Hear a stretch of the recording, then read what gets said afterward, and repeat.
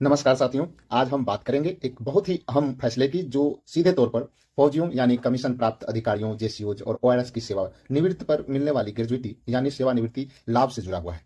2016 में लागू हुए 7वें वेतन आयोग में एक सिफारिश की गई थी कि सभी प्रकार की ग्रेजुइटी और अधिकतम सीमा 20 लाख रुपया रखी जाए, लेकिन साथ ही यह भी कहा गया था जैसे ही महंगाई मूल वेतन के 50% तक पहुंच जाएगा तो यह सीमा 25% तक बढ़ा दी जाएगी। मतलब ये कि 20 लाख से 25 लाख कर दी जाएगी। वित्त मंत्रालय ने 12 मार्च 2024 को एक आदेश जारी किया जिसमें बताया गया 1 जनवरी 2024 से केंद्र सरकार के कर्मचारी को मिलने वाला डीए 50% हो गया है। और अब 14 मई 2025 को डीईएसडब्ल्यू यानी भूतपूर्व सैनिक कल्याण विभाग ने एक अहम आदेश जारी किया है जो आर्म फोर्सेस पर्सनल यानी कमीशेड ऑफिसर और जेसीओज और ओआरएस पर लागू होता है।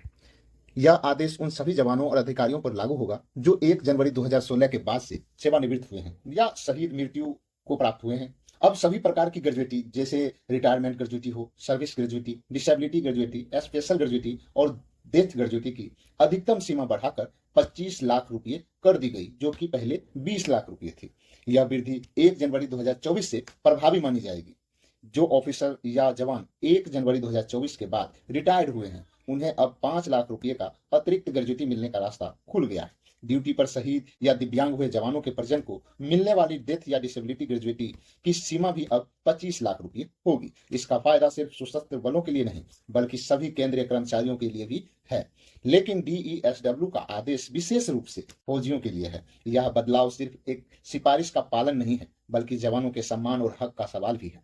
महंगाई तेजी से बढ़ रही है और ग्रेजुइटी एक मुश्त मिलने वाला वो पैसा है जिसमें जवान सेवानिवृत्ति के बाद की जिंदगी को सुरक्षित बनाता है।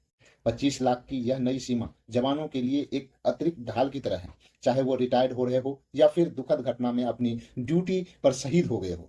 अगर आपकी सेवानिवृत्ति 1 जनवरी 2024 के बाद हुई है तो आप पीसीडीए रिकॉर्ड ऑफिसर या अपने यूनिट में संपर्क करें और सुनिश्चित करें कि आपकी ग्रेजुइटी 25 लाख की नई सीमा के हिसाब से पुनः अलंकित हुई है या नहीं। अगर किसी को भी पहले 20 लाख ही मिली है तो अतिरिक्त भुगतान के लिए रिप्रेजेंटेशन और रिवीजन रिक्वेस्ट भी किया जा सकता है।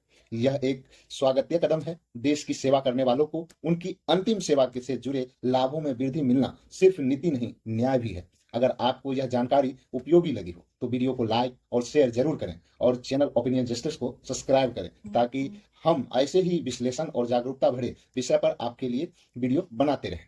जय हिंद, वंदे मातरम।